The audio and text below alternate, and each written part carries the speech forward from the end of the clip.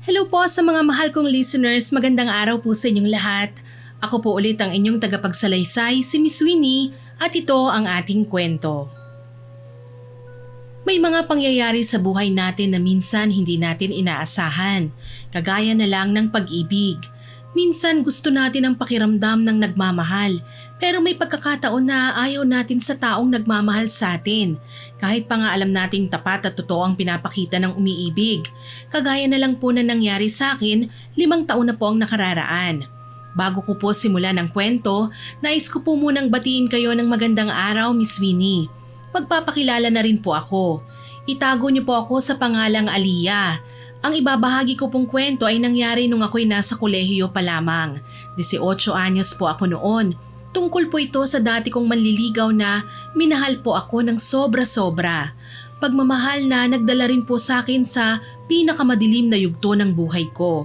Kung saan ay halos mabaliw na po ako. Pero bago po nangyari yon, simple lang po ang buhay ko noon. Kilala po ako sa school namin dahil sa ganda ko. Ako rin po ang campus queen noon. Marami po ang humahanga sa akin at nagkakagusto. Pero iba po sa kanila si Baste. Makulit po siya at malakas ang loob. Naaalala ko pa nga po noong minsan abangan niya ako sa may gate ng school eh. Hindi ko naman po siya dapat na pinansin pa. Kaya lang po tinawag niya ako. Nakataas naman po ang kilay ko, nalalagpasan na lang sana siya. Kaya lang nahawakan niya po ako sa siko. Uy, Aliyah, sandali lang. May gusto lang sana akong ibigay sa'yo eh. Ano na naman ba ang kailangan mo? Dalian mo at kailangan ko nang makauwi. Bulaklak para sa'yo. Ay, ano na naman bang palabas to ha? Payagan mo na akong ligawan ka. Halos 1 taon na akong sumusubok na makalapit sa'yo eh. Kaya lang, lagi mo na akong iniiwasan.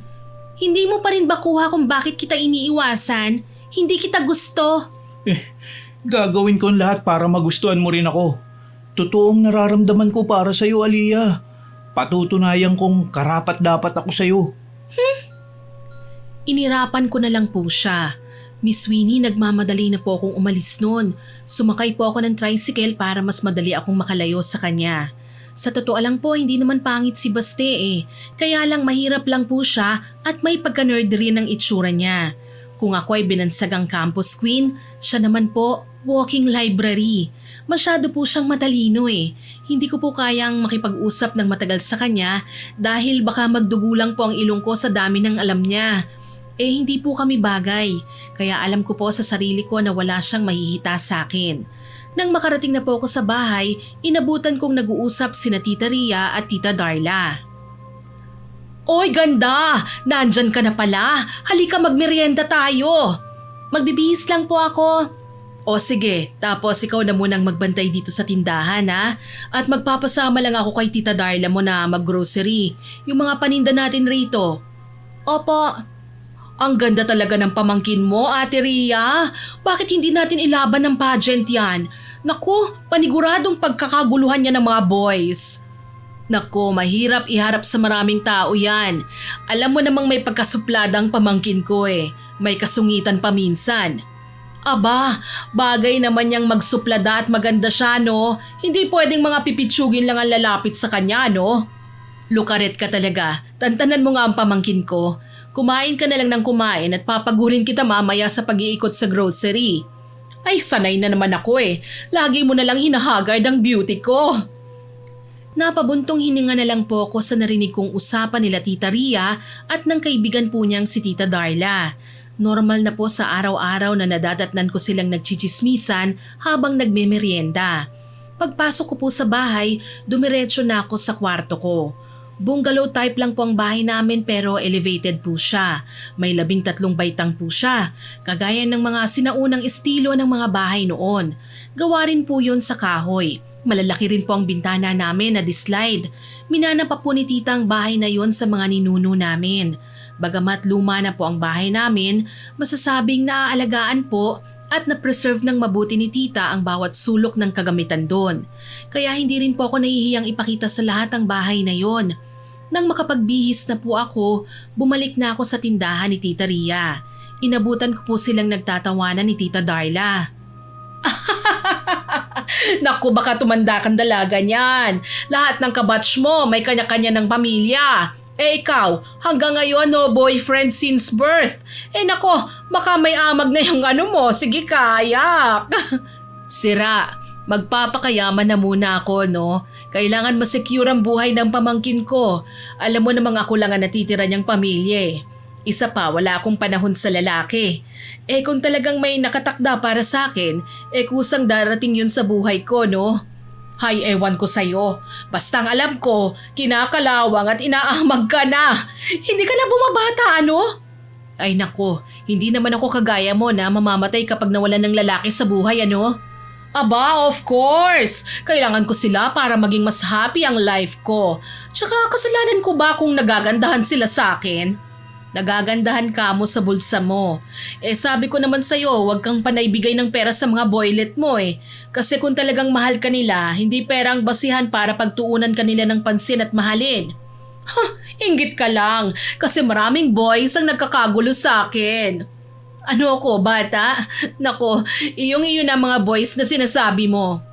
Ay, oo nga po pala, Tita Ria. Bakit po ba hindi po kayo nagkakaroon ng nobyo? Ay, nandyan ka na pala. Halika't magmerienda ka na. Aalis na rin kami ng Tita Darla mo. Ikaw na munang bahala rito, ha? Tandaan mo lagi ang billing ko. Ilak mo palagi ang pinto ng tindahan, ha? Tsaka nga pala, pag gumawi si Lola Ines, bumili ka ng 5 kakanin. Pag kukuha siya ulit ng bigas, bigyan mo na lang. Huwag kang magsusungit, ha? Baka mamaya maabutan na naman kitang nakikipag-away sa bumibili. Aray ko, dudugo na naman ang tenga ko sa'yo. Ilang years ka ba sa grocery at ang dami mong bilin kay ganda, ha? Ayos lang po yon, tita. Normal days with Tita Ria. Ganyan na po talaga yan, hindi pa kayo nasanay. Hay naku kang bata ka. Naiintindihan mo bang sinasabi ko, ha? Yung mga bilin ko. Opo. O sige na, aalis na kami, ha? O sige na, ganda, ha? Nang makaalis na nga sina Tita Ria at Tita Darla, umupo na ako sa lamesang nasa loob ng tindahan. Doon din po nakalagay ang kaha ng pera ng napagbentahan. Dala ng pagkainip, naglaro po muna ako ng games sa cellphone ko. Kaso naiinis lang po ako dahil hindi ako makaalis-alis sa level 50. Kaya nagbukas na lang po ako ng Facebook. Scroll lang po ako ng scroll nang makita ko ang post ni Baste. Sinabi niya ron na ako raw ang pinakamagandang Diyosa sa lugar namin. Ayos lang po sana yun eh. Kaya lang, nabasa ko rin po ang mga comment doon na nagsasabing maaabot din daw po ni Baste ang bituin at ako nga po yun. Tandidiring ibinabaha ko ang cellphone ko. Pero mas naiinis po ako nang makitang nakatayo sa harap ng tindahan si Baste at nakatitig pa sa akin. Hala, nandyan ka pala. Anong tinitingin-tingin mo dyan ha? Pasensya ka na ha. Ang ganda-ganda mo kasi, Aliyah eh. Sorry kung nailang ka sa akin. Ano bang ginagawa mo rito? Hanggang dito ba naman sa tindahan namin nakabuntot ka pa rin? Uy, nagkakamali ka, Aliyah ha. Hindi ko alam na ikaw ang bantay ngayon. Nagpunta lang sana ako rito para bayaran ang mga nakuha namin ni Lola eh. Sandali, titignan ko ang listahan. Binuksan ko ang drawer ng lamesa sa harapan. Nilabas ko muna roon ang notebook na may cover na kulay blue. Binuklat ko yon at hinanap ang pangalan ni Lola Ines o ni Baste. Pero nakailang ulit na ako sa pagbuklat, hindi ko pa rin makita. Kaya naman sinubukan kong maghanap ng ibang listahan sa drawer. Pero wala talaga akong makita. Ano ba yan? San ba kasi sinulat ni Tita Ria yun eh? Nakakainis naman oh. Hindi bali na lang. Babalik na lang ako mamaya. Pasensya ka na sa abala ha. Mabuti pa nga. Alis na. Aliyah, pwede ba kitang mayayang kumain sa labas bukas? Ayoko. Baka hindi rin ako matunawan kapag ikaw ang kaharap ko. Ang sungit mo naman. Masungit talaga ako, no? Kaya pwede ba tantanan mo na ako? Kakairita? Yun ang eksenang dinatna nila Tita Darla at Tita Ria. Kaagad na binigyan ako ng nagtatanong na tingin ni Tita Ria. Samantalang si Tita Darla naman kinausap si Baste. Nang makalapit na sa akin si Tita Ria, tinanong niya ako. Ano na naman ba at nagsusungit ka ha? Bumalik kami dahil sumakit ang tiyan ko eh. Bakit ba pati si Baste sinusungitan mo? Napakabait at napakasipag naman ang binatang yan. Hindi ko po siya sinusungitan. Pinapakita ko lang po sa kanya ang totoo kong ugali. Nako, mukhang nagmana pa sa'yo ang pamangkin mo, Ria ha. Ang lakas ng impluensya mo. Aba, hindi ako masungit at suplada, no? Ay, oo nga pala, Baste. Ano bang kukunin mo ngayon? Nasaan ba si Lola Ines? Magbabayad na po sana ako ng mga nakuha namin ni Lola. Kaya lang po, hindi po makita ni Aliyah kung saan po yun nakalista eh. Baka mamaya po dadaan si Lola rito. Dadaan ko lang po sana yung bayad namin bago ako umuwi. Ay, hindi talaga makikita yon. Kasi nasa ibabaw ng ref ko nilagay eh. Iniintay ko kasi si Lola Ines kanina pa. Sandali ah. Bale, 546 lahat. Kasama na yung kinuha kaninang umaga ng lola mo na kape. Eto po. Maraming salamat po sa pagpapautang nyo sa amin ha. Nako, wala yun. Kilala ko naman ang lola mo eh. Alam ko namang hindi niyo ako tatakbuhan. Isa pa, bata pa lang ako paborito ko na ang mga kakaning nilalako niya. Bago ka bang sahod ha? Opo. Kakakuha ko lang po sa amo namin sa bukid. Pabili na rin po ako ng longganisa, Tita Ria. Ipabawas na lang din po ang bayad sa sukli ng 1,000. Gusto ko pong masarap naman po ang ipapaulam ko kay Lola eh. Ay, napakabait mo talagang bata. Masipag pa. Swerte ng magiging girlfriend mo. Oh, eto ang longganisa at ang sukli mo. Ay, totoo ka dyan. Ang tanong na lang ngayon, may napupusuan na ba ang binatang to? O ano, Baste? Naku, baka panay libro at mga palay lang ang hinaharap mo ha? Ang totoo po niyan, may nagugustuhan na po ako. Kaya lang, mukhang hindi pa po siya handa eh. Kaya willing po ako na hintayin na mapansin niya rin po ako at maging handa siya. Paano mo naman nalaman? Niligawan mo na ba? Sinusubukan ko pong magsabi kaya lang... Nakabili ka na ng kailangan mo, hindi ba? O bakit hindi ka pa rin umaalis? Sige po, Tita Ria. Maraming salamat po ah. Uwi na po ako. Tita Darla, bye po. Sige, ingat ka ha? Nang makaalis na po si Baste, hinarap po ko ni Tita Ria. Pinagsabihan niya po ko na hindi dapat ganun ang pakikipag-usap ko sa ibang tao. Panay lang po ako po at opo. Kahit sa totoo lang po, wala akong balak na sundin yon.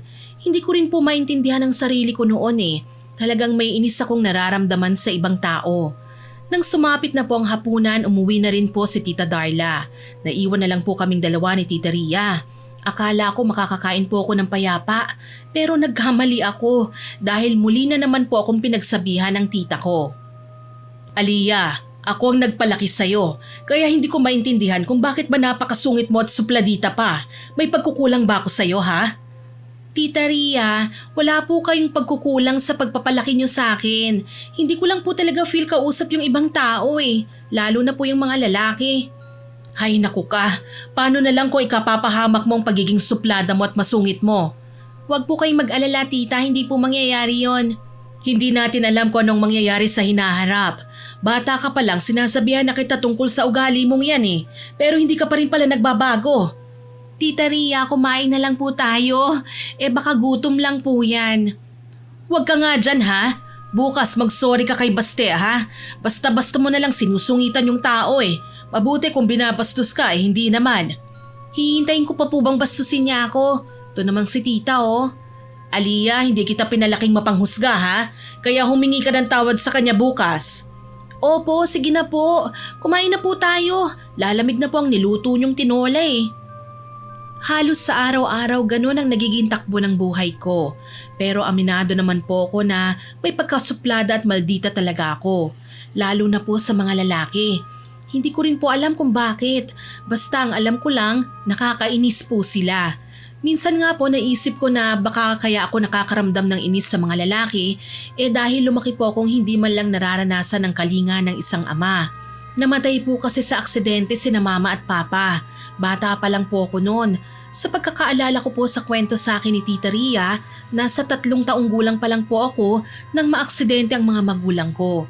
Mabuti na lang daw po, hindi ako isinamang lumuwas ng Maynila noon. Isang araw po ng Lunes, papasok na po sana ako noon sa eskwelahan nang makasalubong ko ang mabait na si Lola Ines, ang lola po ni Baste. Kakanin kayo riyan! Oh, Aliyah, papasok ka na ba ha? Opo Lola Ines, papasok na po ako. Ay sandali, kunin mo ang biko na ito. Dinamihan ko ng latik yan. Di ba paborito mo ito? Paborito ko nga po. Magkano po ba ito? Ikaw talagang bata ka. Bigay ko na yan. Malaki ang utang na loob ko sa inyo ng tita Ria mo eh. Kung hindi siguro nyo kami pinapautang ng apo ko ng bigas, may mga araw na itutulog na lang namin ang gutom. Lola, pinapautang po namin kayo kasi alam po namin na mabuti kayong tao. Hindi nyo naman po ako kailangan bigyan ng paninda nyo ng walang bayad eh. Aba, pinagpaguran nyo po ito ah. Ayos lang naman sa akin. Di naman kabawasan sa kita ko ang 3 hiwa ng biko. Kahit na po. O, kunin nyo po ito. Hindi ko po tatanggapin ang biko nyo kapag hindi nyo po kinuha ang bayad ko. Ay nako, sige na nga. Sandali at susuklian kita ha. Wag na po, tip ko na po sa inyo ang sukli. Babay po Lola, malilate na po ako eh. Hindi ko na po hinintay pa ang isasagot ni Lola Ines. Nagmamadali na po akong umalis at sumakay ng tricycle. Pagdating po sa school, nakita ko na naman pong nakaabang sa akin sa gate si Baste. Kaya naman po sumimangot na naman po ako. Naglakad po ako papasok sa gate ng school. Sinubukan po akong kausapin ni Baste pero hindi ko po siya pinapansin. Magkaganon pa man para siyang asong sunod ng sunod sa akin. Naiinis na naman po ako, lalo na't narinig ko ang sinasabi ng mga taong nadadaanan namin. Nang hindi na po ako nakapagpigil, hinarap ko na siya. Aliyah, sige na. Pagbigyan mo na ako kahit 1 beses lang oh. Gusto lang naman kitang i-treat eh. Kahit hindi na date. Please. Manhid ka ba? Hindi mo ba talaga naiintindihan? Ayoko, hindi kita gusto. At ayoko makasama ka no? Tantanan mo na nga ako, nakakainis ka eh. Pasensya ka na, Aliyah. Alam kong masyado na akong makulit. Pero sana naman mapagbigyan mo ako. Asa ka, manigas ka dyan. Kahit sa birthday ko na lang. Sige na please. Parang regalo mo na yun sa akin. Ayoko nga, wala akong pakialam kung ano pa ang ganap. Kaya birthday mo pa yan. Basta ayokong makasama ka. Ganun ba? Sige pala, sa ibang okasyon na lang. Mas magandang sumuko ka na lang kasi. Wala kang mapapala sa akin. Masyadong malayo ang estado natin. Dito sa school at sa buhay. Naiintindihan mo ba ha? Huwag mo naman sana akong maliitin, Aliyah. Inirapan ko na lang po siya at pumasok na sa classroom. Lumipas pa ang ilang buwan. Malapit na po ang pagsasara ng klase. Kaya naging abala na po ako sa paggawa ng thesis ko. Sobrang stress na po ako at hindi ko po talaga kakayanin ng thesis ko. Pero alam ko na kailangan ko pong matapos yun. Kaya ang tanong ko sa sarili ko ng panahong yun, kung paano?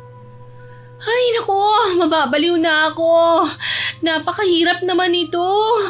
Bakit kasi kailangan pa ng ganito para makapagtapos eh? Nakakaasar. Aliyah, magmerienda ka muna. Paano mo matatapos ang ginagawa mo kung lagi ka nalang nagpapalipas ng gutom? Salamat po tita. Saan banda ka ba nahihirapan? Sa lahat po. Kayo po ba? Nung nag-aaral po ba kayo noon may mga ganito na rin po kayo? Sa pagkakaalala ko wala. Projects lang. Pauso kasi sila eh. May pa-thesis pa silang nalalaman. Nakakabobo. May kilala akong makakatulong sa'yo para matapos mo ang thesis mo. Talaga po? Sino po? Baka pwede po akong makiusap sa kanyang tulungan niya ako. Si Baste. Mabuti pa nga at makiusap ka sa kanya. Mabait ang batang yun. Sigurado akong tutulungan ka niya. Tita Ria naman eh. Alam niyo naman pong hindi ko gustong kausap yun. Ano ka ba namang bata ka? Mabait naman si Baste ah. Isa pa, alam kong hindi ka niya hihindian. Wala na po bang iba?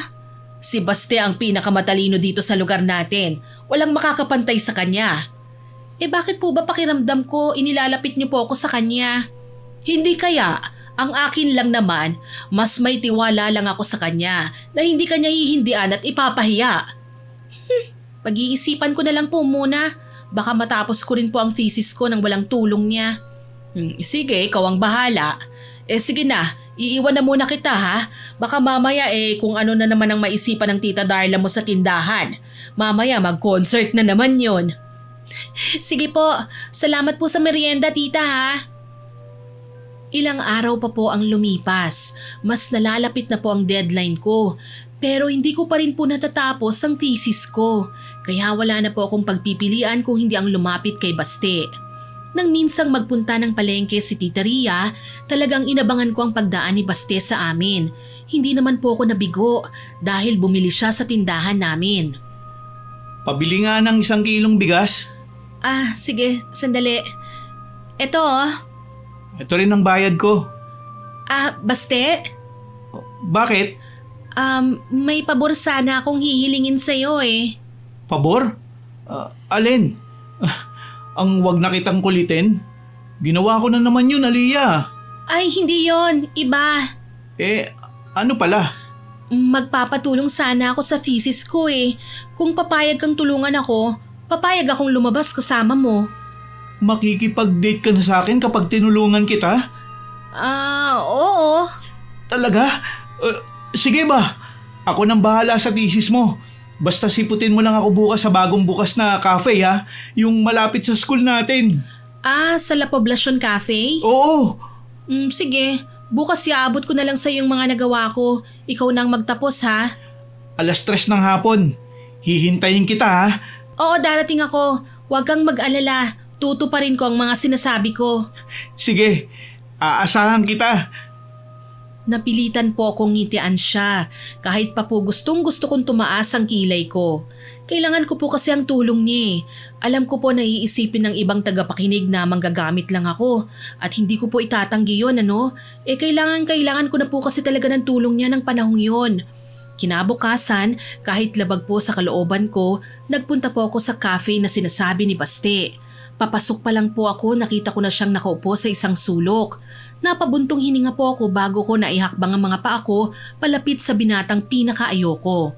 Nang makalapit na po ako ay napangiwi ako. Nginitian po kasi ako ni Baste eh. Sa totoo lang hindi naman po siya pangit. Kaya lang hindi ko talaga siya gusto. Naaasiwa rin po ako sa paraan ng pagtitig niya sa akin. Para bang hindi siya kumukurap. Akala ko hindi ka na darating eh. Ha? Pwede ba yun? Kailangan ko talaga ng tulong mo sa thesis ko eh. Huwag ka nang mag-alala. Ako nang bahala. Sandali lang ha. Mag-o-order muna ako ng pagkain natin. Sige. Ano nga pala ang gusto mo? Pasta na lang at iced coffee. Sige. Iwan na muna kita rito ha. Sandali lang. Okay. Nakangiti pa po ako nang sabihin ko yon. Pero nang tumalikod na po siya sa akin, kaagad naglaho ang ngiting yon. Nagpangalong baba na lang po ako sa lamesa at panayang irap sa nakatalikod na si Baste. Nang matapos na po kaming kumain, ipinaliwanag ko po sa kanya ang tema ng thesis ko. Minadali ko na rin po ang pagkain at parang hindi ko na po kayang tumagal pang kaharap siya. Pagkatapos noon, nagmamadali na akong magpaalam. Kaya lang nakita ko ang crush ko na si Carlos, kaya mabilis akong tumayo at nagmamadaling umalis. Nahihiya ako na baka makita niya akong kasamang walking library ng school namin. Pagdating po sa bahay ay nadatnan ko na naman sina Tita Darla at Tita Ria ko. May pinagtatalunan po sila na konektado sa akin. Ay nako, maniwala ka sa akin. Carry ni Ali ang mga ganong pageant. Kung gastos ang iniisip mo, ako nang bahala doon. Anong silbi ng pagiging sosyal na tita ko sa kanya kung hindi ko man lang siya may spoiled? Darla, ayoko na. Ilang pageant nang sinalihan niya. Kita mo ngayon, hirap siyang mag-focus sa pag-aaral niya. Hay nako, ang ganda-ganda kaya niya. Kahit hindi siya ganun katalino, carry na yon. Mukha lang naman ang labanan eh. Magandang araw po, Tita Darla. Nandito na po ako, Tita Ria. Kumusta ang thesis mo? Nakausap ko na po si Baste. Tutulungan niya raw po ako. Ay, matalino ang batang yun, Aliyah. Paniguradong mataas ang magiging grado mo niyan. Sana nga po. Sinunod mo rin palang payo ko sa'yo ha. Wala na po akong pagpipilian eh. Malapit na po ang deadline ko. Ayoko naman pong bumagsak. Aba, mabait talaga yang si Baste. Pogi rin naman ang batang yun ah. Tall, dark and handsome. Naku, kung kaidaran ko yun, yari siya sa kamandag ko. Naku, ang landi mo talaga. Ikaw talaga. Pogi po. Saang banda, tita? Naku, tita ha, mukhang kailangan nyo na pong magsalamin. Malabo na po yata ang mga mata nyo eh. Si Baste, pogi? Parang hindi naman po ah. Aliyah, hindi ka dapat ganyan magsalita sa taong tinutulungan ka. Alam kong hindi mo gusto si Baste, pero hindi kita tinuruang maging ganyan sa ibang tao ha. Hayaan mo na. Okay lang naman na maging choosy siya eh. Isa pa, baka ibang taste niya sa boys. Alam mo naman ang mga kabataan ngayon. Hindi na bata yang si Aliyah. Dapat alam niya kung paano tumanaw ng utang na loob. Pasensya na po, tita. Hay nako, may pinagmanahan pala si ganda ng kasungitan niya. Ikaw Darla ha, panay ka biro eh. Maling-mali na ganyan siya magsalita tungkol sa taong tumutulong sa kanya. Hay nako, kapag nagpatuloy ka sa pagsusungit mo, baka tumanda ka na talagang dalaga. Kaya ka hindi nagkakaroon ng boylet eh. Mas mabuti ng tumandang dalaga. Masaya naman akong mahal ako ng mga taga-barangay natin ano. Sige po Tita Ria, papasok na po ako sa loob Magpapahinga po muna ako. Kailangan ko rin pong mag-review para sa finals eh. O sige, tandaan mo ang lahat ng sinabi ko sa'yo ha. Opo. Lumipas pa ang ilang araw. Dumating na ang deadline ko para sa thesis. Pero hindi ko pa rin nakukuha ang pinagawa ko kay Baste. Ayoko naman po siyang lapitan noon. Nahihiya po akong makita ko ng ibang tao na kasama ko siya. Nang sumapit ng recess namin, nakasimangot na ako. Hindi ko man lang po nagalawang binili kong merienda. Naiinis na ako ng mga oras na yon dahil kailangan ko na pong maipasa ang thesis ng araw na yon. Mas nainis pa ako nang may biglang kumalabit sa balikat ko. Kaya hindi ko po napigilan ng sarili ko na lingunin at sungitan ng pangahas na taong yon. Ano ba? Baste! Naku, pasensya ka na kung ngayon lang ako ha. Nasaan ang thesis ko? Sandali lang, nasa loob ng bag ko. Ibababa ko lang tong tray ng pagkain ko. Bilisan mo na. Baka mamaya may makakita sa atin at kung ano pang isipin. Huwag kang mag-alala.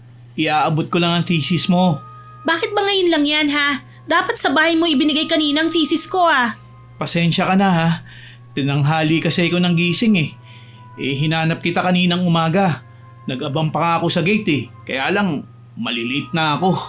Ay, ang dami mong dahilan. Akin ang thesis ko. Eto na. Maayos to ha? Oo naman. Paniguradong pasado yan kay Miss Villanueva. Fine, umalis ka na. Ayokong isipin ng iba na close tayo. Aliyah, hindi ba pwedeng sabay na lang tayo kumain?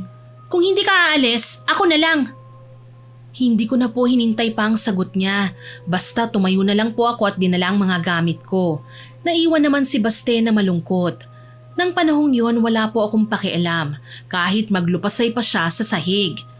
Lumipas po ang mga araw, hindi ko na po ulit kinausap si Baste. Kahit pa nga po panay na naman ang buntot niya sa akin. Dahil doon mas lumaki ang inis ko sa kanya. May mga kumakalat din po na chismis tungkol sa aming dalawa at hindi ko po matatanggap yon. Kaya na magtapat po sa akin ang crush ko na si Carlos, kaagad ko po siyang sinagot. Bagay na hindi matanggap ni Baste. Aliyah, totoo ba? Ang alin? Hay nako, kung mambibwisit ka lang dito sa tindahan, umalis ka na lang. Totoo bang boyfriend mo na si Carlos? Oo, kami na ni Carlos, kaya tigilan mo ng pagpapantasya mong papatulan kita. Una pa lang sinabi ko na sa'yong wala kang pag-asa Ikaw lang naman ang makulit Bakit? Ang tagal kong sinubukang ligawan ka. Ginawa ko naman ang lahat. Ano bang kulang sa akin, Aliyah? Bakit ba hindi mo ako magustuhan? Yung totoo ba ang gusto mong marinig, ha? Fine, ayoko sa'yo dahil nerd ka. Maitim ka rin at higit sa lahat, mahirap ka. Hindi ka gaya ni Carlos. Gwapo, mayaman at galante. Ang babaw mo naman. Mababaw pala ako Bakit pinagpipilitan mo pa rin ang sarili mo sa akin? Bakit hindi ka humanap ng ka-level mo? Yung katulad mo na isang kahig at isang tuka. Dun ka na nga. Magsama kayo ng lola mong pulubi. Tanggap ko na ayaw mo sa akin. Pero wag na wag ka magsalita ng ganyan tungkol sa lola ko. Oo, mahirap lang kami. Pero hindi pulubi ang lola ko. Kumakayod kami para mabuhay. Marangal ang trabaho namin. At lalong hindi kami nanggagamit ng ibang tao na kagaya mo. Hindi ko alam kung bakit ikaw pang nagustuhan ko. Maganda ka nga, pero napakasama ng ugali mo. Wala akong pakialam kahit anong sabihin mo pang demonyo ka. Ang mahalaga, maganda ako. Wala ka ng pag-asa. Ang lala ng utak mo. Ito ang tandaan mo Ang ganda, kumukupas. Pero hindi ang mabuti mong nagawa sa ibang tao. Karmahin ka sana sa kasamaan ng ugali mo. Oh, talaga? Wala naman akong pakiano. Isa pa, hindi totoo ang karma. Tayo ang gumagawa nun. Tignan natin kung hanggang saan ang kasamaan ng ugali mo. Pinagbabantaan mo ba ako, ha? Pwes, ito ang itatak mo dyan sa kukote mo. Hindi ako natatakot sa'yo. Kitang-kita ko kung paano nasaktan si Baste sa sagutan namin, kaya hindi ko po napigilan ng mapangiti. Alam ko kasi na yun na ang pagpapayapa ng buhay ko dahil hindi na niya ako kukulitin pa ulit. At tama nga po ako, ilang araw pa po ang lumipas at tahimik akong namuhay kasama ang taong gusto ko. Lagi po akong masaya noon na napansin naman kagad ni Tita Ria.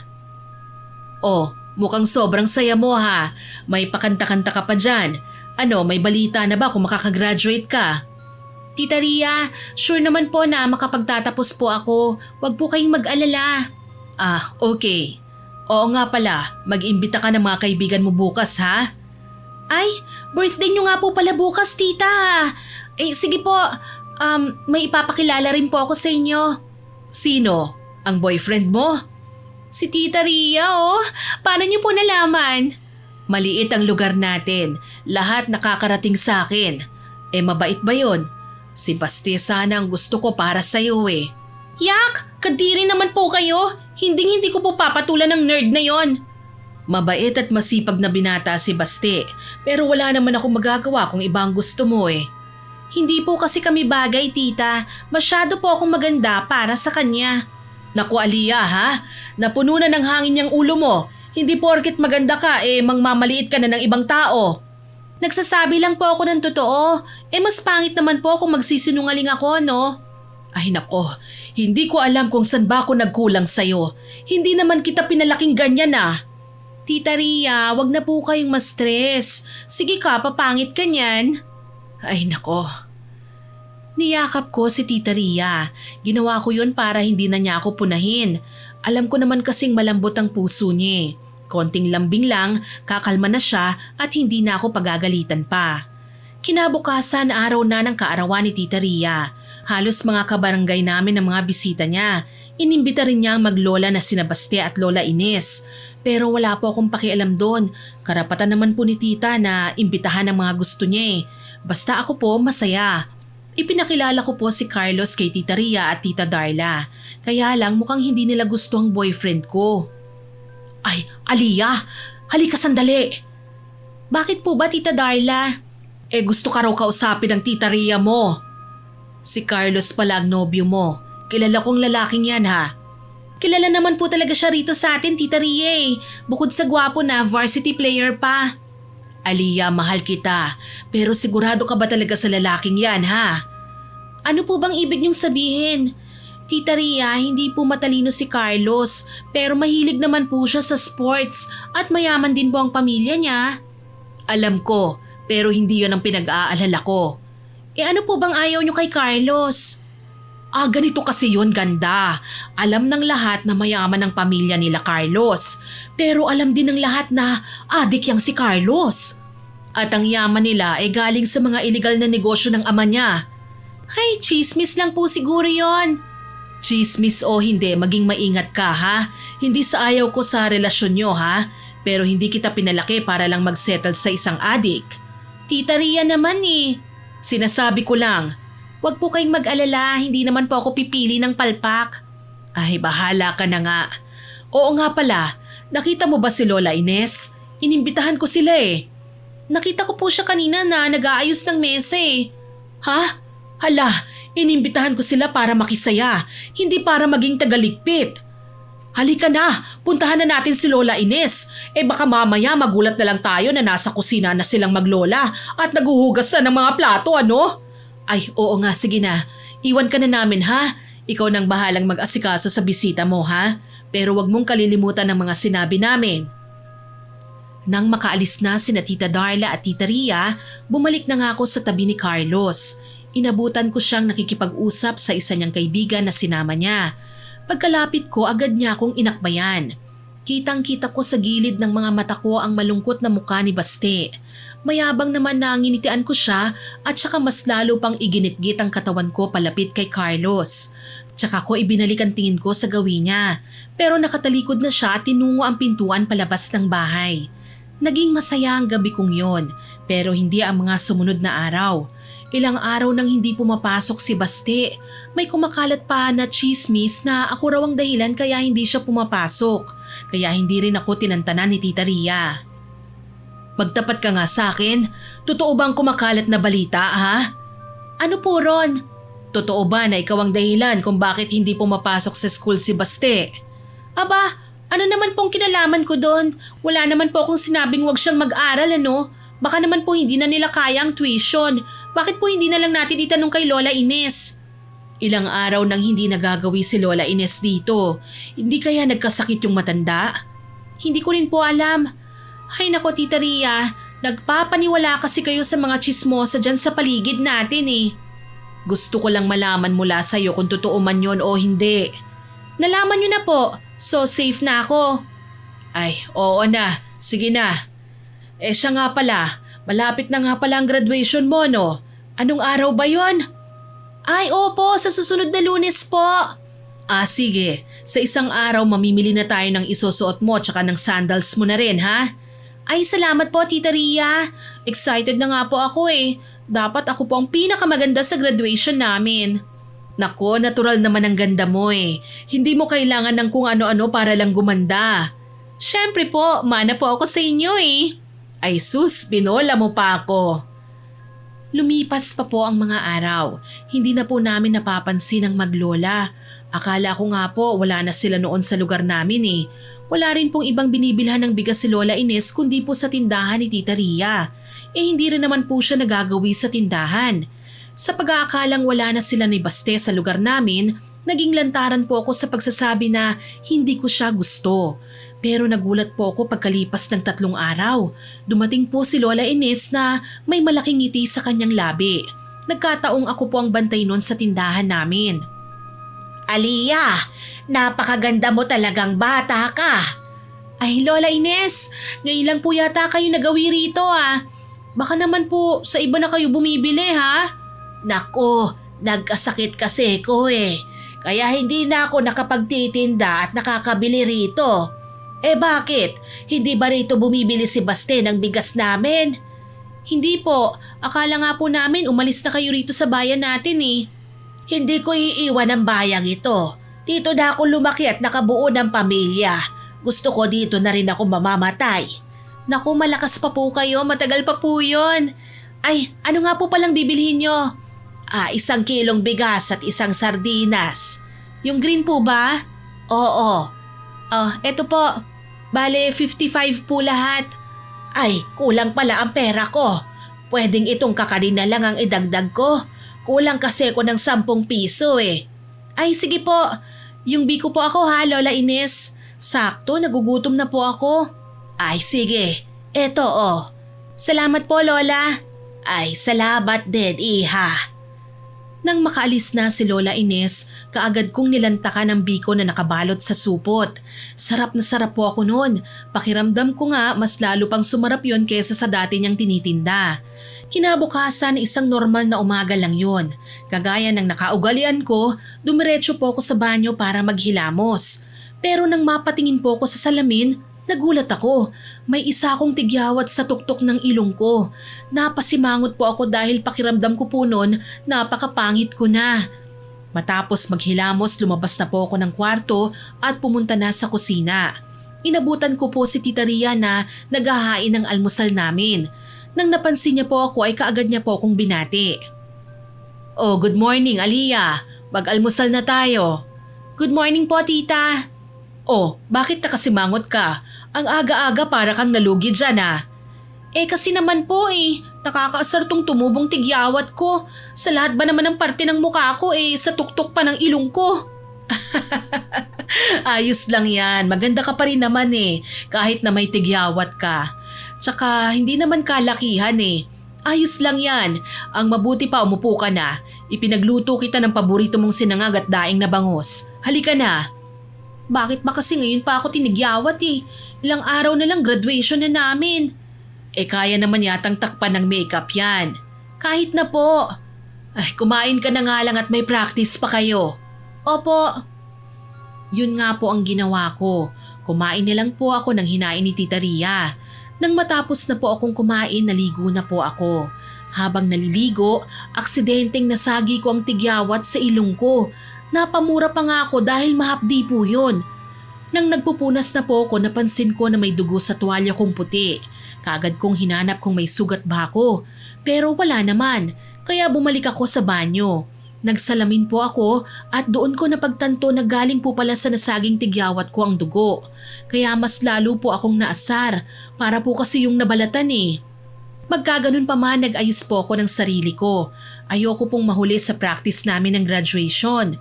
Nang matapos na po ako, nagmamadali na po akong lumabas. Nasa lubong ko naman po si Tita Ria. Kitang-kita kong bigla ang pagkunot ng noo niya. Oh, nangyari dyan? Nasagi ko po kaninang naliligo ako eh. Pangit po ba, tita? Ayoko po kasing lagyan ng foundation at baka ma-infection eh. Hindi naman. Pero kamukha mo si Rudolph. Rudolph? Sino po yon? Hindi mo kilala si Rudolph? Tita naman eh, hindi naman po ako magtatanong kung kilala ko po siya. Di si Rudolph the Red-Nosed Reindeer. Tita naman, mukha po ba akong reindeer? Biro lang. Para ka pa rin si Snow White. Aalis na nga po ako. Baka mahuli na ako sa practice eh. O sige, mag-iingat ka ha? Opo. Nagmamadali po akong umalis noon. Hindi ko po alam na may mas malala pa palang naghihintay sa akin. Habang nasa practice kami, nararamdaman ko ang pangangati ng ilong ko. Kaya hindi ko po napigilang hindi kamutin yun. Nang makaakyat na ako sa stage bilang bahagi ng practice namin, napansin ko na nagbago ang ekspresyon ng mga kaeskwela ko. May mga nagbubulungan pa nga po. Hindi ko napigilang mapairap na lang. Nang makalapit na ako sa guro namin na siyang namamahala ng practice, nakita kong nangunot din ang noo niya. Nakangiti naman akong tinanong siya kung bakit. Pero nagulat po ako nang sagutin niya ako ng isang tanong din. Tinanong niya kung may allergy raw ba ako. Nagtaka po ako noon, kaya mula sa bulsa ng palda ko, kinuha ko ang compact mirror ko na lagi kong dala. Nang makita ko ang mukha ko, bigla akong nawala ng malay. Nagising na lang po ako na nasa clinic na po ako ng school. Nandun din po si Tita Ria. Pagdilat pa lang po ng mata ko, kaagad na akong naghanap ng salamin. Salamin! Kailangan ko po ng salamin! Huminahon ka, Aliyah. Mas makakabuti kung magpahinga ka na muna. Tita Ria, natatakot po ako. Kanina nung tumingin ako sa salamin, nakita ko ang mukha ko na maraming butlig. Huminahon ka nga. Totoong marami kang butlig sa muka. Pero sabi ng nurse, allergy lang daw yan. May nakain ka lang siguro. Oh, inumin mo muna itong gamot. Gamot? Bakit? Allergy? Wala naman po akong ibang kinain kung di yung almusal po natin kanina. Baka sa makeup mo o kaya sa brush na ginamit mo. Imposible po yun. Noon ko pa po ginagamit ang mga yun eh. Huwag ka nang mapraning. Baka madumi nga lang ang mga yun. Nakalimutan mo yatang linisin eh. O sige na, inumin mo na ito. Yun nga po ang ginawa ko. Ininom ko ang gamot na inabot sa akin ni Tita Ria. Tinanggap ko na lang po kung anong sinabi ni Tita Ria at ng nurse sa school namin. Pero mukhang mali po yata kami ng akala. Dahil ang akala naming simpleng allergy lang, mas lalong lumala. Dumami ang mga butlig sa mukha ko. Ang masaklap pa para yung mga tigyawat. Dahil po doon nakipaghiwalay sa akin si Carlos. Masakit po yun para sa akin. Pero hindi naman po gaano dahil nakita ko kasi ang tunay na ugali ni Carlos. Mayabang at mapangmata po siyang tao. Nakabase siya sa panlabas na anyo lamang. Mas iniisip ko na lang po ang nangyari sa mukha ko. Isang araw, nag-iisip ako noon kung anong gagawin ko sa mga tumutubo sa mukha ko. Nakatambay ako sa tindahan noon nang dumating si Tita Ria galing sa loob ng bahay namin. Ay! Oh, ang lalim noon ah. Ano bang iniisip mo? Si Carlos? Hindi po, Tita Ria.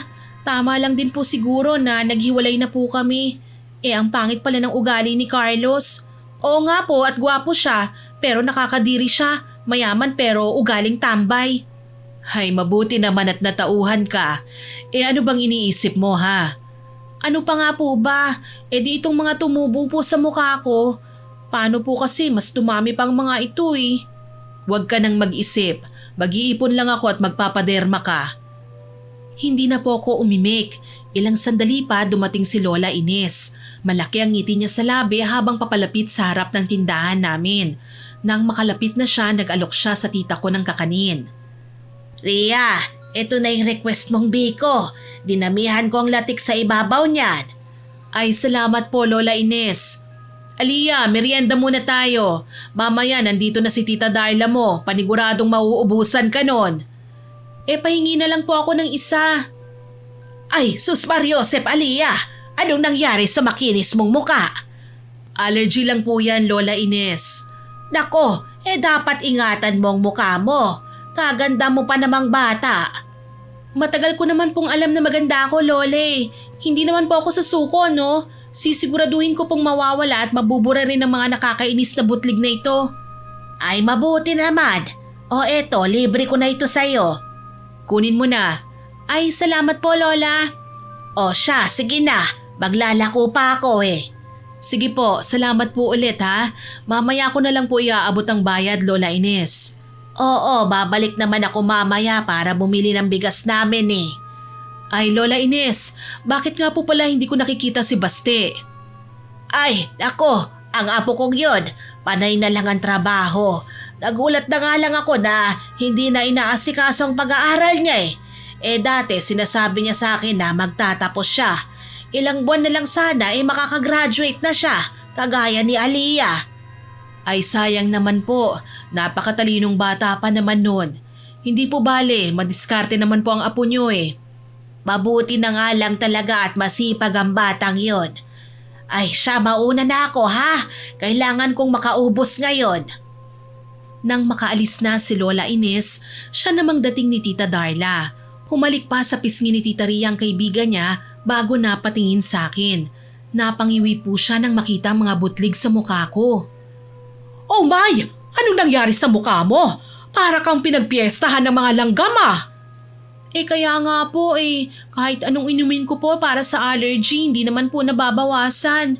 Hala ka! Baka naman nabati ka o kaya nakadalapos. Nakadalapos? Ano po yun? Hindi niya alam ang ibig sabihin nun, Mare. Aliyah, ang ibig sabihin ng nakadalapos, nakasagi ka o may natamaan kang mga hindi nakikita ng ordinaryong mata. Imposible naman po yun. Hindi naman po ako nagpupunta kung saan-saan eh. Lagi lang po akong eskwelahan at bahay. Baka naman may naiinggit sa beauty mo, ganda. Po? Naiinggit? Normal lang naman po yun. Maganda po kasi ko eh. Pero ano po ba yun? Parang sumpa? Hindi. Ang alam ko, palipad hangin ang tawag doon. May nagsasalita ng masama sa'yo at hinihiling ang ikapapahamak mo o ikapipeste mo. Ay, oo! Baka ganun nga! Baliw, hindi naman totoo yun ano? Kwento-kwento lang yun. Paano kung totoo?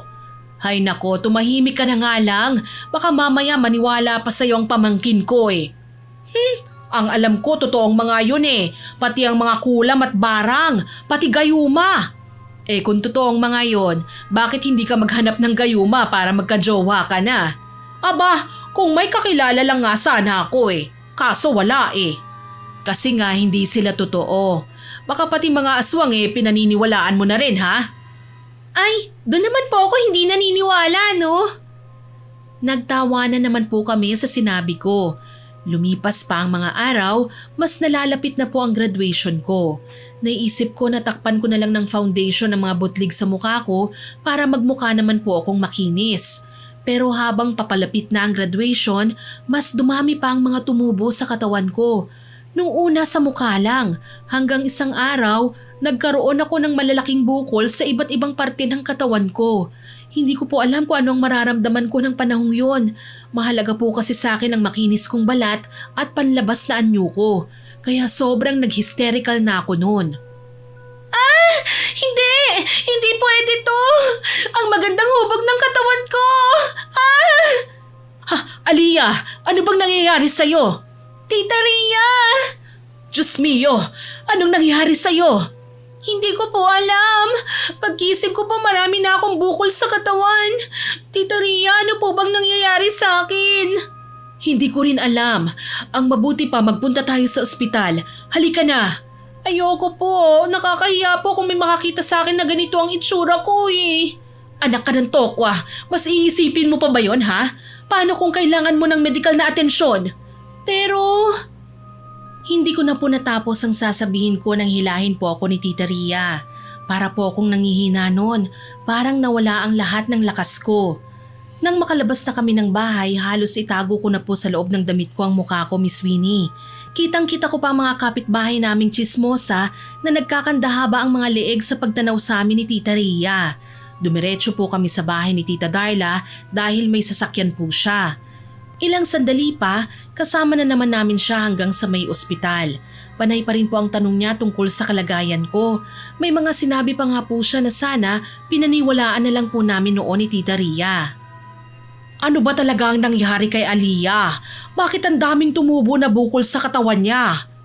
Kaya nga tayo pupunta sa ospital, hindi ba? Hindi namin alam kung saan nanggaling ang mga bukol niya eh. Malayo pa po ba tayo? Malapit na. Mare, hindi nga kaya talagang nakadala po si Aliyah ha? O baka naman kinukulam? Ano ka ba naman, Mare?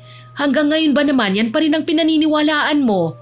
Eh tsaka kung kinulam nga siya, sino naman ang gagawa nun? Ano nga ang pwedeng dahilan, aber? Eh mas maganda kung bukas pa rin ang isipan natin sa mga ganyang bagay. Eh isa pa, parang ikaw yan si Aliyah eh. Maldita at suplada ang peg. Tita Ria, paano kung yun nga po ang nangyayari sa akin? Paano kung may sakit ka pala? Ano ka ba naman, Aliyah? Ay, tara, nandito na tayo! Yun nga po, Miss Winnie, nagpatingin ako sa doktor. Pero lahat po ng mga test na ginawa sa akin, wala naman talaga silang makita. Pinabiopsy pa nga po ang bukol ko eh, pero panay tubig lang po ang nakuha sa loob ng bukol ko. Ilang araw din po akong na-confine, pero mas lumala po ang kalagayan ko. May kung ano-ano na rin akong nakikita. May pagkakataon pa nga na nakakakita na ako ng demonyo eh. Minsan naman po mga anino. May pagkakataon pa nga rin po na nakikita ko mga babaeng nakaitim na belo. Sa pagkakatanda ko rin, may insidente pang nagwawala na po ako. Layuan niyo ako! Ayoko! Tita Ria, tulungan niyo po ako! Tita! Ay, Aliyah, ano bang nangyayari sa'yo, ha? Tita Ria, paalisin niyo po ang mga babaeng nakabelo. Natatakot po ako sa kanila. Ano? Babaeng nakabelo? Nilalagnat ka ba? Hindi naman ah. Tita, maniwala po kayo sa akin. Hindi niyo po ba sila nakikita? Ayan po sila oh.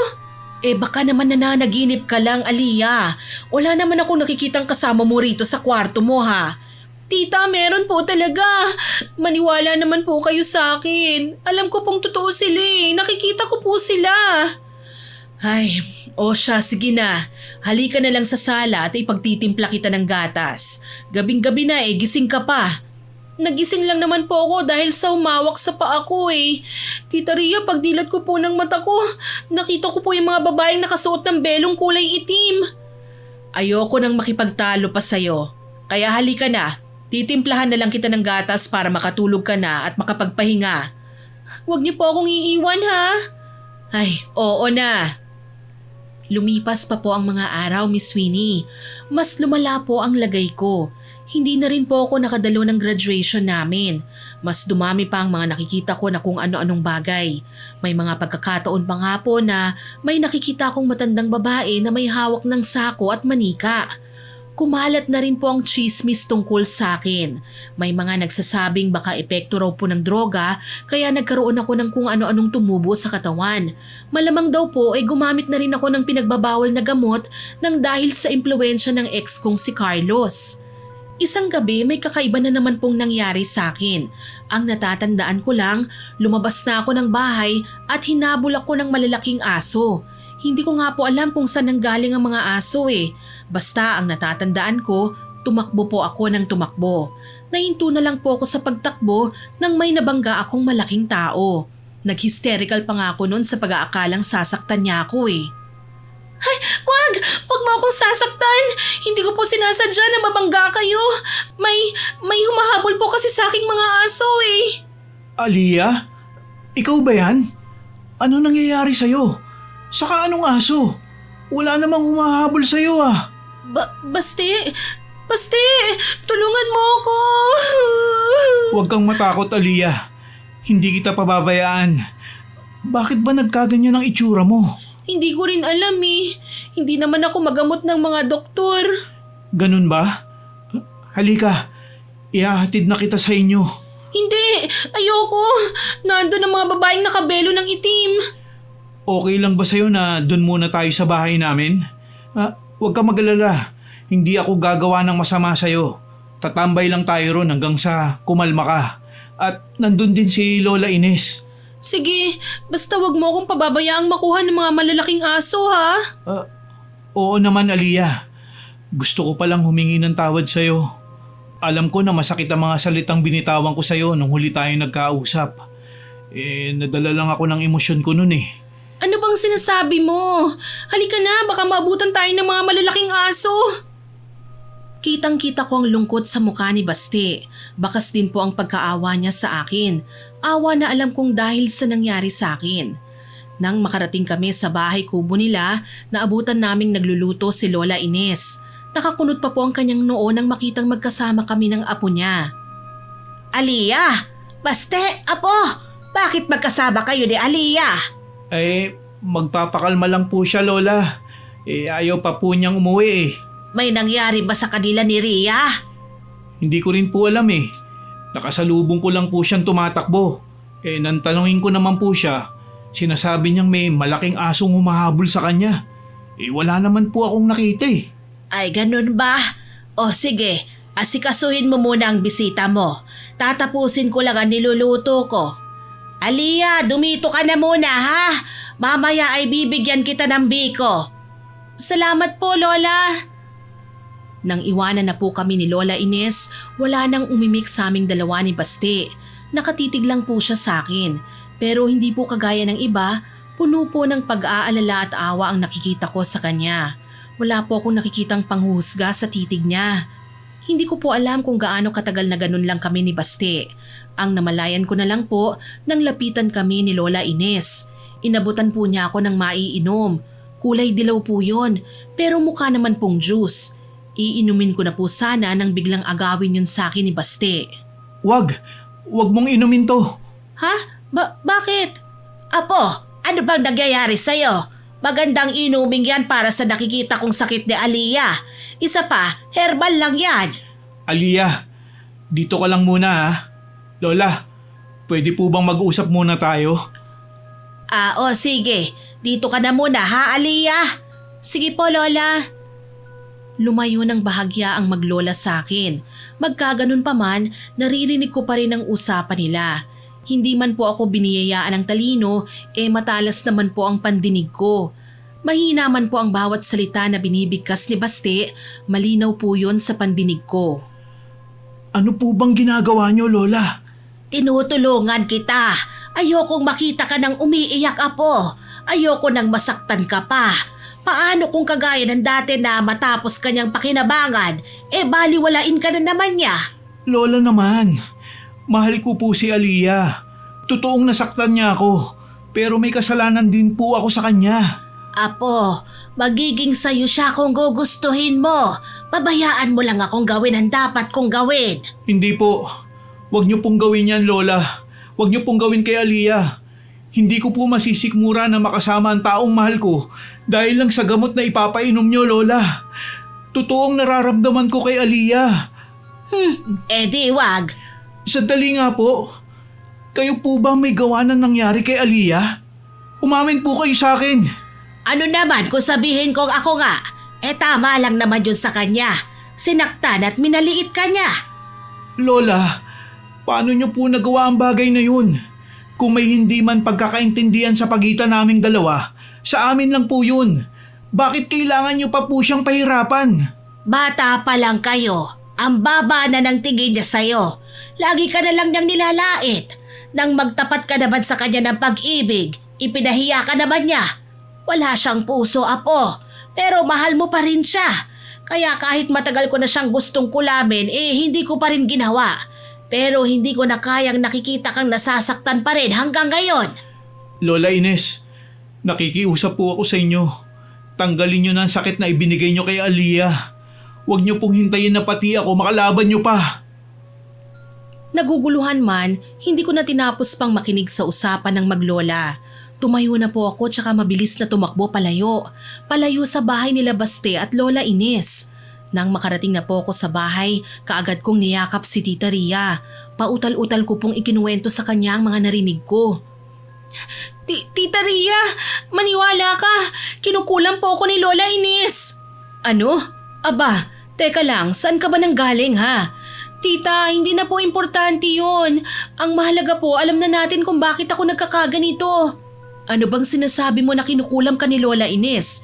Napaka-imposible naman yung sinasabi mo. Bata pa lang ako, kilala ko ng matandang yon. Mabait at palakaibigan siya. Tita Ria, yun na nga po ang narinig ko dun sa usapan nila ni Basti. Baka naman nagkakamali ka lang ng pagkakaintindi. Mabubuting tao ang maglola na yon. Tita, paniwalaan niyo naman po ako. Baka kailangan na nating humingi ng tulong kay Tita Darla. Paano kung mas malala pang susunod niyang gagawin sa akin? Ay nako. Tita, sige na po. Bumuntong hininga na lang si Tita Ria at saka ako tinalikuran.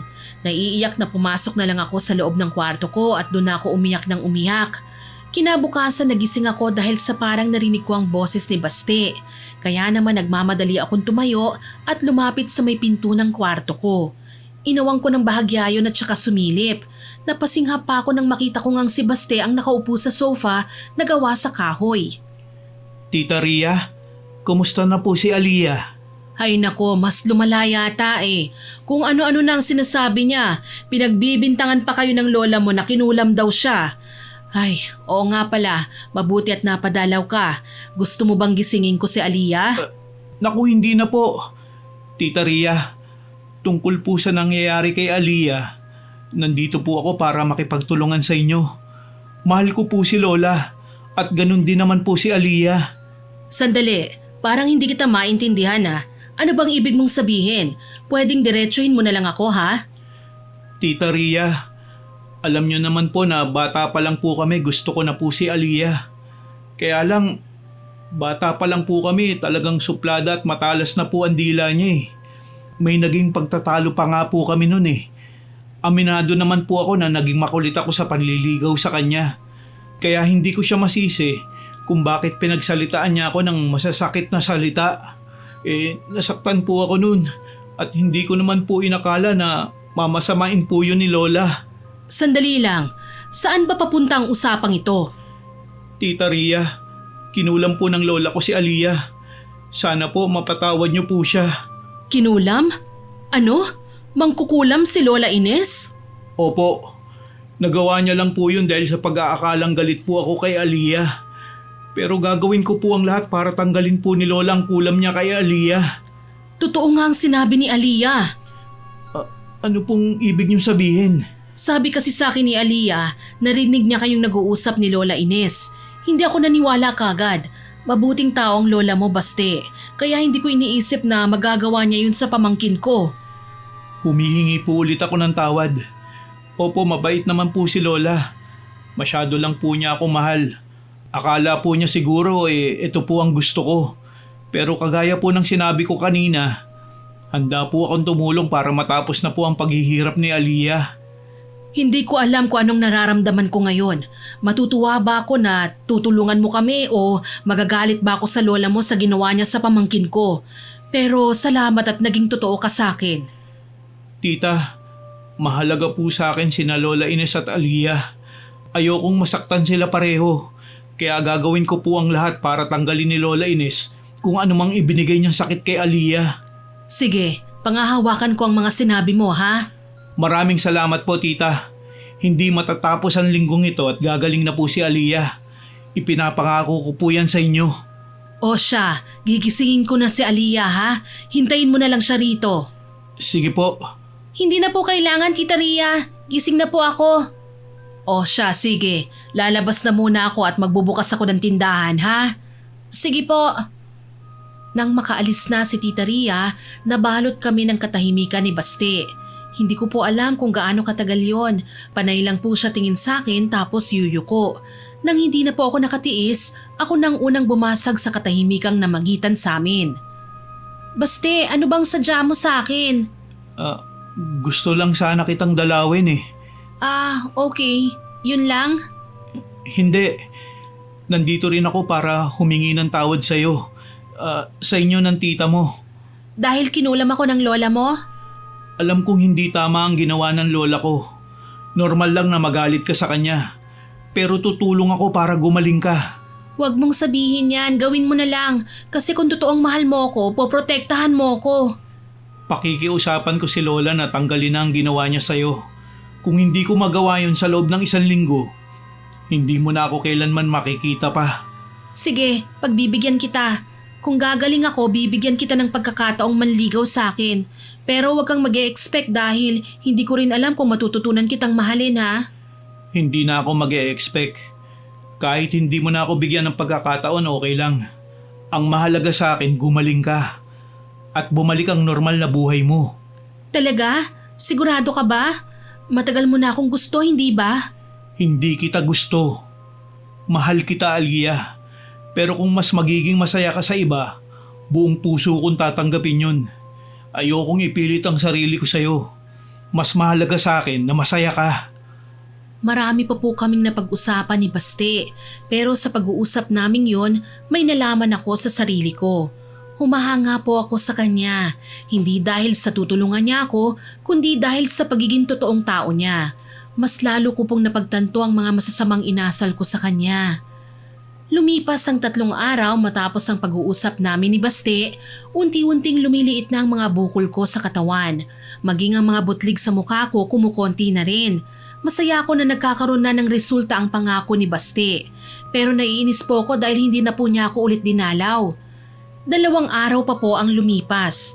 Tuluyan na po akong gumaling. Pero kahit anino ni Baste ay hindi ko na nakita pa. Lagi ko po siyang inaabangan sa tindahan. Nagbapakasakaling bibili siya sa amin. Napansin niyo ni Tita Ria. Oh, ikaw ha? Ilang araw ko nang napapansin na parang may inaabangan ka. Ah, wala po tita. Sinungaling. Sino ba kasi ang inaabangan mo? Parang hindi ko po kasi napapansin si Lola Ines eh. Hindi na po ba siya naglalako ng kakanin? Oo nga no. Simula nung makausap natin si Baste, hindi ko na nakita si Lola Ines. May nangyari po kaya sa kanya? Hindi ko rin alam. Wala akong nababalitaan eh. Baka nahihiya kaya hindi dumadaan dito sa atin. Hindi naman po tayo galit sa kanya eh. Oo nga, pero may mga tao talagang ganyan. Kahit napatawad mo na, nahihiya pa rin. Hay, hindi naman po kumalat ang balitang siya ang kumulam sa akin, hindi ba? Syempre hindi. Kahit nga si Tita Darla mo walang kamalay-malay eh. Puntahan ko po kaya sila sa kanila. Ay gusto ko yan, sige sasamahan kita. Talaga po? Oo naman, dalhan natin sila mamaya ng embutido ko. Sige po, nandun po kaya si Baste? Huli ka, sabi ko na nga ba't hindi talaga si Lola Ines ang inaabangan mo eh. Wala naman po kayong sinabi eh. Aba sa isip ko meron ah. Nagtawanan po kaming dalawa ni Tita Ria. Yun naman po ang dinatna ni Tita Darla. Pero nang tinanong niya po kami, mas lumakas lang po ang tawa namin habang umiiling. Nang sumapit na po ang hapon, pumunta na po kami sa kubo ng maglola. Pero tanging si Lola Ines lang po ang naroon. Lola Ines, wala po ba si Baste? Hinahanap mo si Baste? Ay naku Lola Ines, kung hindi pa niyo siguro kinulam ang batang yan, hindi pa niya makikitang gwapo si Baste. Tita Rian naman eh. Hoy, tumigil ka ha? Nagsasabi lang ako ng totoo no? Inaabangan mo pa nga siyang dumaan sa atin eh. Hindi naman po sa ganon, Tita Ria. Kaya lang gusto ko lang pong magpasalamat sa kanya. Dahil kahit masama ang ugali ko, tinulungan pa rin po niya ako. Ay pasensya ka na nga pala, Aliyah. Nasaktan lang ako nang makita kong nasasaktan ang apo ko. Akala ko natutuwa siya sa ginagawa ko. Pero sa maniwala ka man o hindi, wala akong planong patayin ka ha. Gusto ko lang na matuto ka sa pagiging masungit at suplada mo. Ay, alam niyo po ba Lola Ines, simula nang kinulam niyo siya, bumait na ang batang yan. Binabati na rin niya mga bumabati sa kanya. Marunong na ring magpasalamat sa mga nagsasabing maganda siya. Hindi na rin niya iniirapan. Grabe ka naman tita, parang wala naman po ako rito. Teka, nasan po ba si Baste? Lumuwas ng Maynila. May inasikaso lang. Pero sa 1 buwan babalik na yon. Sa isang buwan pa po? Hindi pa po ako nakakapagpasalamat sa kanya eh. Tinignan ako ng makahulugan nila Lola Ines sa Tita Ria. Napasimangot naman po ako dahil doon. Lumipas pa ang ilang linggo. Nagbabantay po ako nun sa tindahan namin. Nakasimangot man po ako, bumabati pa rin po ako pabalik sa mga taong pinupuri ako at bumabati sa akin. Ayoko na pong magsuplada at baka mamaya may kumulam na naman po sa akin. Nang wala na pong bumibili, umupo na muna ako at saka kinuha ang cellphone ko. Panay lang po ako tingin sa mga selfie ko. Nasa ganung ginagawa po ako nang may magtao po. Tao po! Pabili po! Hay, ano ba naman yung... Baste! Baste! Kailan ka pa nakauwi? Uy, parang na-miss mo naman ako ha. Kababalik ko lang. O ano, kamusta ka na? Eto, maganda na ulit. Ano bang bibilhin mo? Aba, mukhang good mood ka ngayon ha. Hindi ka na nakasimangot. Natural ko to, no? Ano ka ba? Parang hindi naman eh. Aba, kailan ka pa natutong mang-asar, ha? Nito lang. Nakarating ka lang ng Maynila na wala nang pagiging mahiyain mo, ah. Hindi naman masama yun, di ba? Mas okay nga eh. Talaga? So, pwede na ba akong maging manliligaw mo ha? Talaga? Liligawan mo ako kahit na ilang beses na kitang sinaktan? Oo. Kaso mas hahabaan ko lang ang pasensya ko. At mas magpupursige ko para magustuhan mo ako. May deal tayo, di ba? Sabi ko nun sa'yo na papayagan kitang ligawan ako kapag gumaling ako, hindi ba? At dahil magaling na ako, dahil sa tulong mo, pumapayag na ako. Payag ka na? Oo nga! Pangako. Gagawin ko lahat para hindi masayang ang pagkakataong ibinigay mo sa akin. Aba, dapat lang, no? Hindi madaling mapapayag ang isang Alia de Guzman. Simula po nang bumalik sa lugar namin si Baste, lagi na po siyang nasa bahay namin. Talagang naging puspusan po ang panliligaw niya sa akin.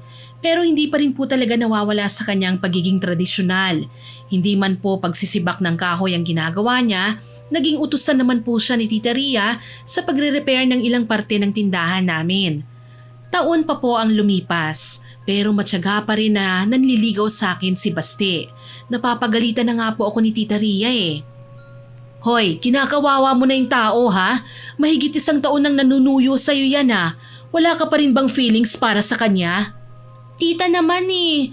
Gusto naman niya yan eh.